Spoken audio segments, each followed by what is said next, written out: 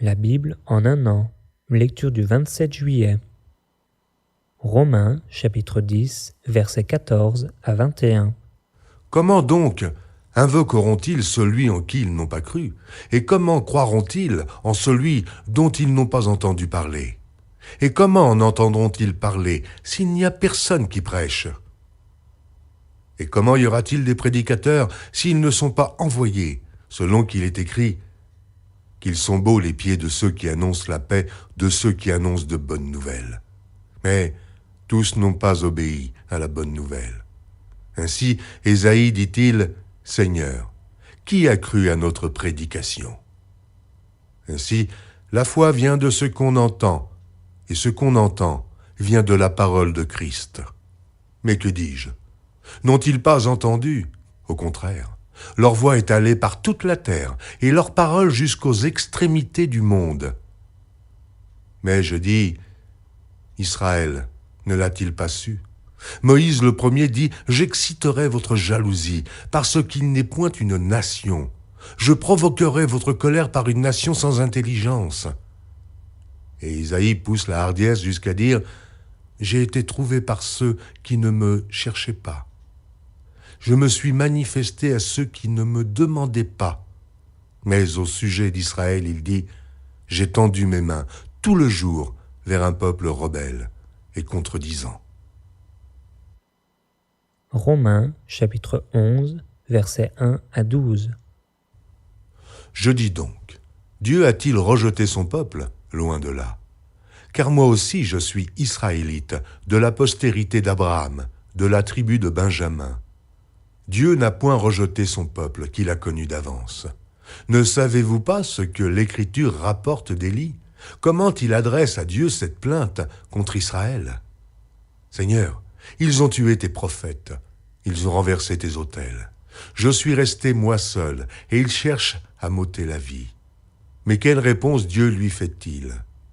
Je me suis réservé 7000 hommes, qui n'ont point fléchi le genou devant Baal. De même, aussi dans le temps présent, il y a un reste, selon l'élection de la grâce.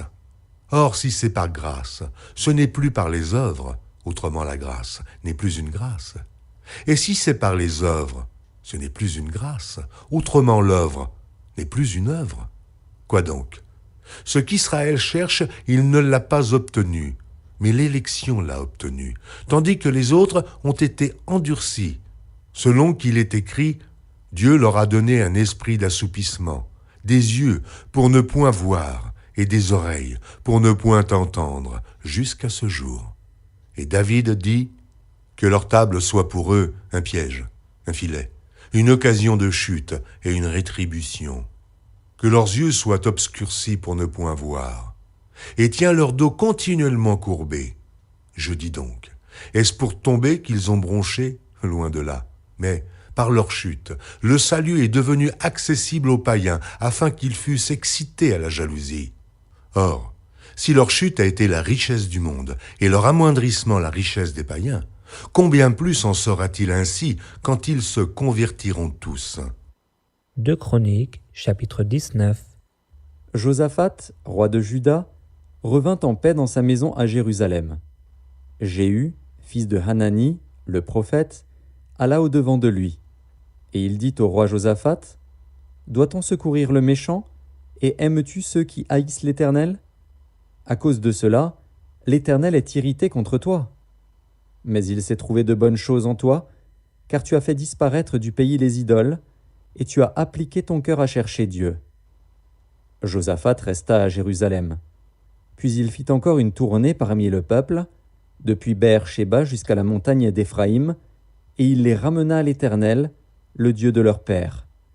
Il établit des juges dans toutes les villes fortes du pays de Juda, dans chaque ville. Et il dit aux juges, « Prenez garde à ce que vous ferez, car ce n'est pas pour les hommes que vous prononcerez des jugements, c'est pour l'Éternel, qui sera près de vous quand vous les prononcerez. Maintenant, que la crainte de l'Éternel soit sur vous.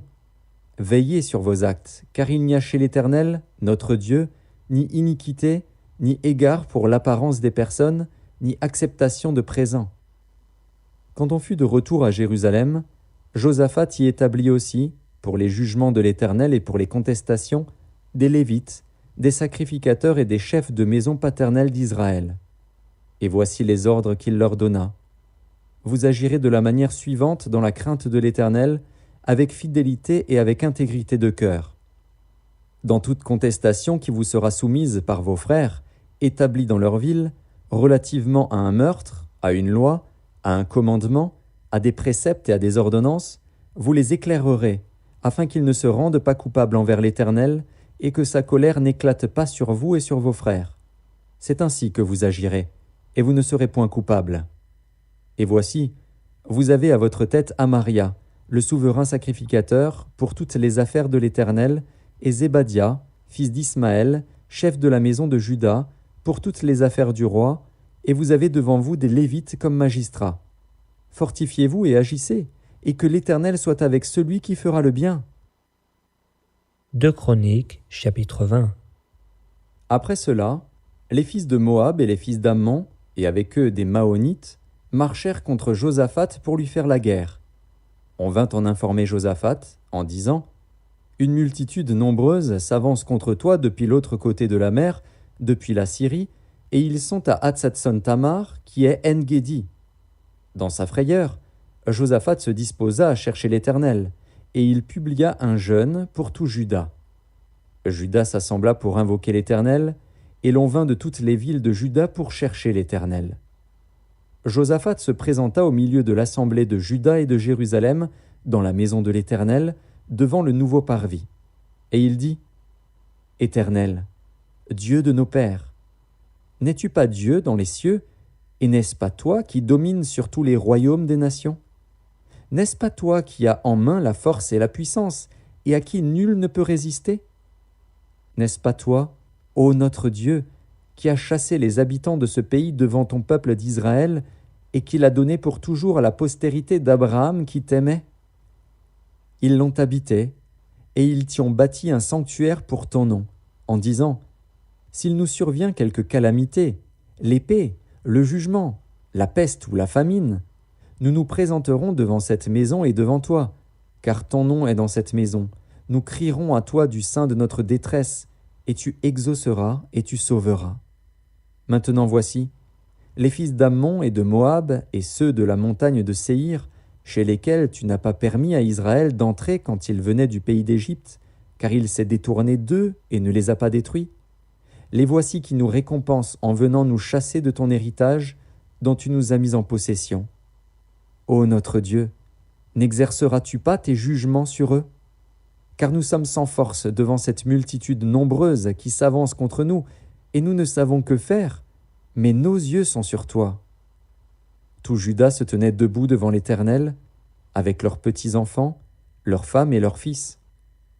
Alors l'Esprit de l'Éternel saisit au milieu de l'assemblée Jacaziel, fils de Zacharie, fils de Benaja, fils de Jéhiel, fils de Mattania, Lévite, d'entre les fils d'Asaph. Et Jacaziel dit « Soyez attentifs, tout Juda et habitants de Jérusalem, et toi, roi Josaphat. Ainsi vous parle l'Éternel. Ne craignez point et ne vous effrayez point devant cette multitude nombreuse, car ce ne sera pas vous qui combattrez, ce sera Dieu. Demain, descendez contre eux. Ils vont monter par la colline de Tsitz, et vous les trouverez à l'extrémité de la vallée, en face du désert de Jéruel. Vous n'aurez point à combattre en cette affaire. Présentez-vous, tenez-vous là, et vous verrez la délivrance que l'Éternel vous accordera. Juda et Jérusalem, ne craignez point et ne vous effrayez point. Demain, sortez à leur rencontre, et l'Éternel sera avec vous. » Josaphat s'inclina le visage contre terre, et tout Juda et les habitants de Jérusalem tombèrent devant l'Éternel pour se prosterner en sa présence. Les Lévites d'entre les fils des Kéhatites et d'entre les fils des Coréites se levèrent pour célébrer d'une voix forte et haute l'Éternel, le Dieu d'Israël. Le lendemain, ils se mirent en marche de grand matin pour le désert de Tekoa. À leur départ, Josaphat se présenta et dit « Écoutez-moi, Juda et habitants de Jérusalem, confiez-vous en l'Éternel, votre Dieu, et vous serez affermis. Confiez-vous en ses prophètes, et vous réussirez. » Puis, D'accord avec le peuple, il nomma des chantres qui, revêtus d'ornements sacrés et marchant devant l'armée, célébraient l'Éternel et disaient « Louez l'Éternel, car sa miséricorde dure à toujours ». Au moment où l'on commençait les chants et les louanges, l'Éternel plaça une embuscade contre les fils d'Ammon et de Moab et ceux de la montagne de Séhir, qui étaient venus contre Juda, et ils furent battus. Les fils d'Ammon et de Moab se jetèrent sur les habitants de la montagne de Séhir pour les dévouer par interdit et les exterminer. Et quand ils en eurent fini avec les habitants de Séhir, ils s'aidèrent les uns les autres à se détruire. Lorsque Juda fut arrivé sur la hauteur d'où l'on aperçoit le désert, ils regardèrent du côté de la multitude, et voici, c'étaient des cadavres étendus à terre, et personne n'avait échappé. Josaphat et son peuple allèrent prendre leurs dépouilles. Ils trouvèrent parmi les cadavres d'abondantes richesses et des objets précieux, et ils en enlevèrent tant qu'ils ne purent tout emporter. Ils mirent 3 jours au pillage du butin, car il était considérable. Le 4e jour, ils s'assemblèrent dans la vallée de Béraka, où ils bénirent l'Éternel. C'est pourquoi ils appelèrent ce lieu vallée de Béraka, nom qui lui est resté jusqu'à ce jour.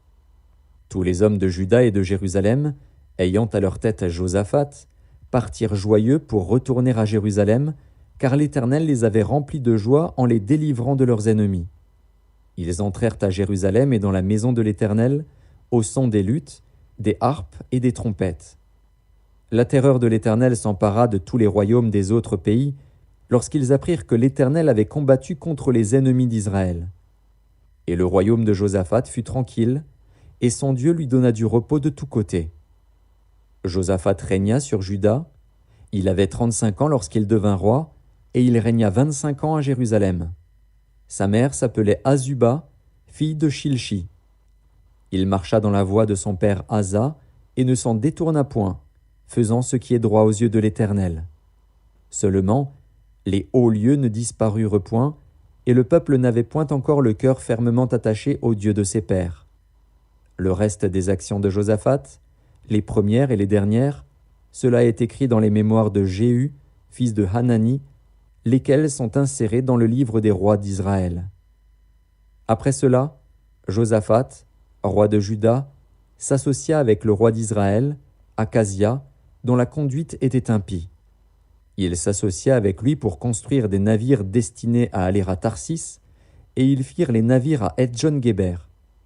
Alors Éliézer, fils de Dodava, de Marécha, prophétisa contre Josaphat et dit « Parce que tu t'es associé avec Akazia, l'Éternel détruit ton œuvre. » Et les navires furent brisés et ne purent aller à Tarsis. Psaume chapitre 21. Éternel, le roi se réjouit de ta protection puissante. Oh, comme ton secours le remplit d'allégresse. Tu lui as donné ce que désirait son cœur, et tu n'as pas refusé ce que demandaient ses lèvres. Car tu l'as prévenu par les bénédictions de ta grâce. Tu as mis sur sa tête une couronne d'or pur. Il te demandait la vie. Tu la lui as donnée, une vie longue pour toujours et à perpétuité. Sa gloire est grande à cause de ton secours. Tu places sur lui l'éclat et la magnificence. Tu le rends à jamais un objet de bénédiction. Tu le combles de joie devant ta face.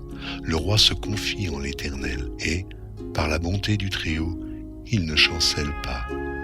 Ta main trouvera tous tes ennemis, ta droite trouvera ceux qui te haïssent. Tu les rendras tels qu'une fournaise ardente le jour où tu te montreras. L'Éternel les anéantira dans sa colère et le feu les dévorera.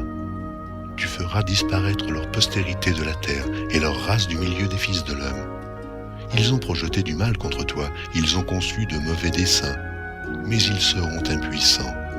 Car tu leur feras tourner le dos, et avec ton arc, tu tireras sur eux. Lève-toi, Éternel, avec ta force, nous voulons chanter et célébrer ta puissance. Proverbe chapitre 20, versets 4 à 6.